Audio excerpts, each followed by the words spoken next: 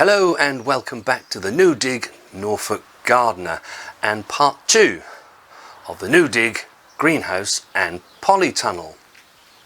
Now, in the previous video we did all the maintenance to the polytunnel and the greenhouse, and so now it's ready to receive its plantings.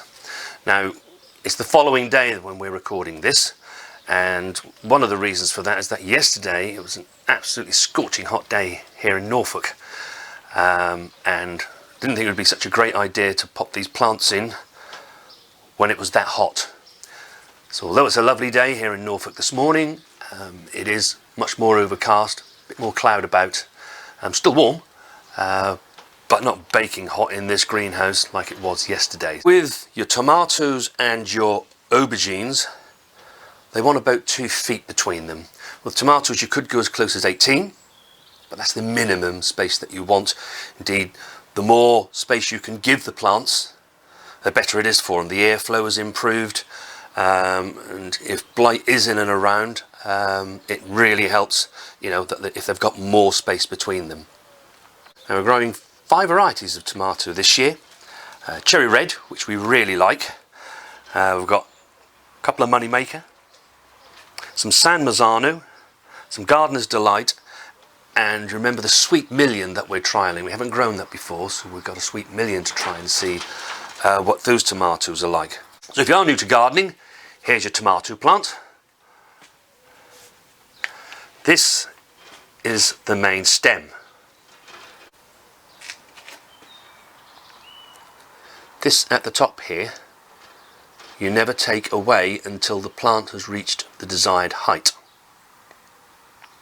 So once this goes in the ground and it reaches here, which will probably be sometime towards the end of July, August, we will then pinch that growing tip out, and then it will concentrate all its efforts into the fruit that hopefully it will have on it. However, there is a bit of maintenance to do with tomatoes, and I don't think I said at the beginning, but this is a cordon type tomato. It's not a bush type. And with the cordons, they produce what are known as side shoots. So if you take the main stem, this is the leaf growing off, and in this V, it will be producing little stems like this. It will indeed produce another truss, but we don't want that. Otherwise it will take forever to get fruit on it. So all of its life while it's in the ground, you just pinch those side shoots away. So to the planting. So we use the string method, whereby the plant will grow up the string. You could use a cane. We've used canes before, and in various parts of the garden, certainly the ones that will go in the polytunnel, they will need to grow up a cane because they don't have this which we have in the greenhouse here, which is some metal poles at either end, and as you can see within the holes we've then tied some wire in where this can be tied to the top. So the first thing is to make your hole,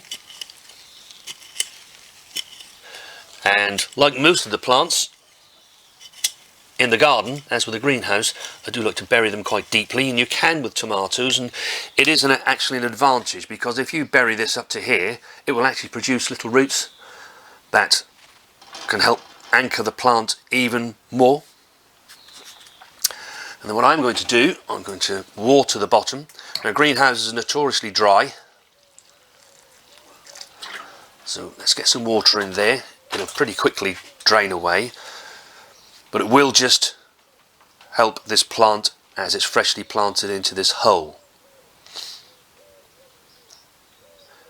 Once I've planted it, I'll leave it for a few days before it actually gets another watering, just so that those roots actually do go down. And you can see as it's draining, these roots, when I now plant it, they will start to find their way down to try and find that water and that goodness.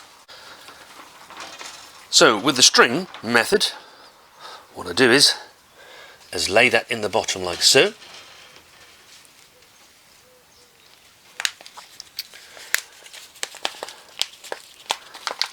And then you pop your plant out.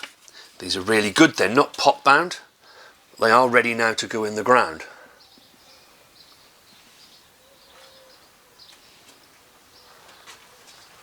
So on top of the string and then move the soil back in around it. So then all you need to do is to twist the string around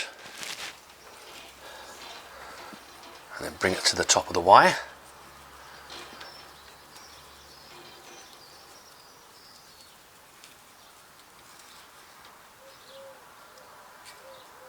And just a simple little knot, because there'll be times when you'll need to undo this knot and just so that you keep the string nice and taut.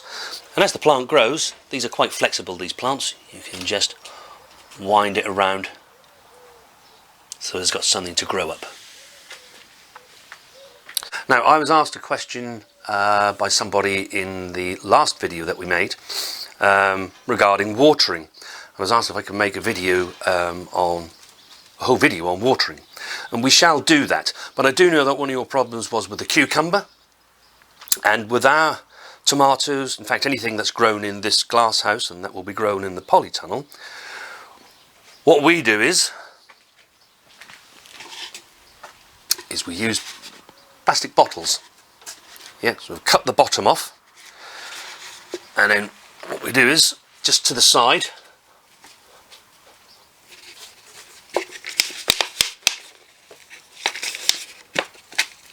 let's just bury that there, and then with a cane just put that in there so that it will stay upright. And then in this way you can water the plant without getting the leaves all wet, which helps with blight. And because obviously nothing's been grown in here for a while, this water is going to sink away fairly soon. But you will get to a point where there's enough water in there and you can fill that up to here, and the plant will take the water as and when it wants.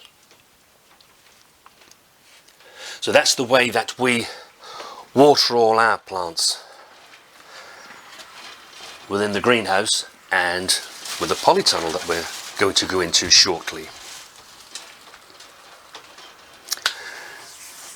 So I'm going to crack on with the rest of these tomatoes. Once we've just planted those, we'll come back to you and we shall do the aubergines. We've planted the tomatoes, as you can see, and hopefully you can pick up on camera that some of these are now actually starting to get their first flowers, and that's an ideal time to actually be planting your tomatoes out. When you start seeing their first flowers, it's a really good time to get them planted out. Now, I've planted the cucumber, and cucumbers, they're ready to go into the ground when they're at sort of 3-leaf stage. This one is now actually getting its 4th. We're going to try growing it up this tripod. Usually we just grow it up a straight cane, but they do tend to flollop a lot about a bit, so I thought, well, we're going to try it like this anyway. It'll be the same principle. We'll wrap the stems around the string so that it's supported, and when we go over to the polytunnel we shall grow one up a cane, see what difference it makes, if any. So now what I want to do is to plant the aubergines, and like the tomatoes, they want about a 2-foot gap between them, 60 centimetres, 2 feet, in order that there's enough airflow and enough food for them each to be able to grow. And we're going to use the same principle as we did with the tomatoes, i.e. we're going to bury the strings in the ground with the plant on top, and then the string will come up and be tied to here. We've actually used string on this side, we don't actually have any wire, so I think that will be okay. What we don't have is enough plastic bottles at the moment, but the grandchildren are getting through those. They like their lemonade and their lemon barley and their black currant juice, so as they become empty we'll then put these so that everything is watered in exactly the same way. We've planted out the aubergines and got the strings in the ground, so they're looking good. Now, one thing you do want to remember is that when these get to around about a foot tall, 30 centimetres, you need to pinch the growing tip out to encourage them to bush. And you want your plant to produce somewhere between 5 and 6 aubergines. So when you've seen that amount of fruit on there, then you want to be taking any new flowers that produce on the plant off. Otherwise you're going to struggle with fruit size and formation. They'll be small if you just, because it will put all its energies into trying to grow all the fruit that it has on the plant.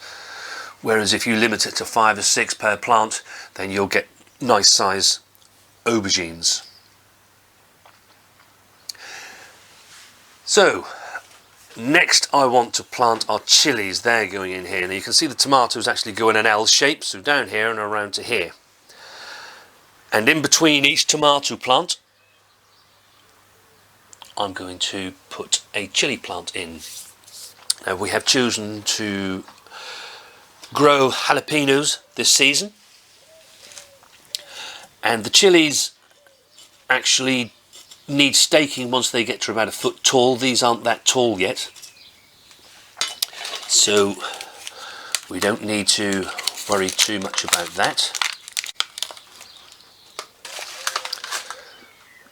So you can see the chilies are a nice size and got plenty of root. They are ready to come out of those pots now.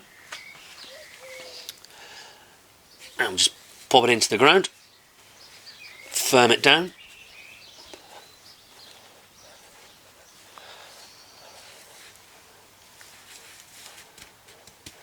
And it's good to go. As I say, when it does get to round about a foot, just over a foot high, 30 to 40 centimetres, you want to be pinching the growing tip out to encourage it to bush and to give you plenty of fruits. The other thing to remember with chilies is that they don't like to be saturated in water, and it's a good idea to let them not completely dry out but go between watering so that they do get dry and then water. Don't keep them sitting in lots of water, they don't like it, and it will also dull the fruits. So I'm going to crack on with this and we shall see you in a bit. And that's the greenhouse finished. Everything's been planted out. What you didn't see on camera was that we have popped some marigolds into the greenhouse, some self-seeded nasturtiums in that corner, and in the other corner an osteospermum that we've left in here. So along the marigolds, what we always see is that does encourage the pollinators into the greenhouse.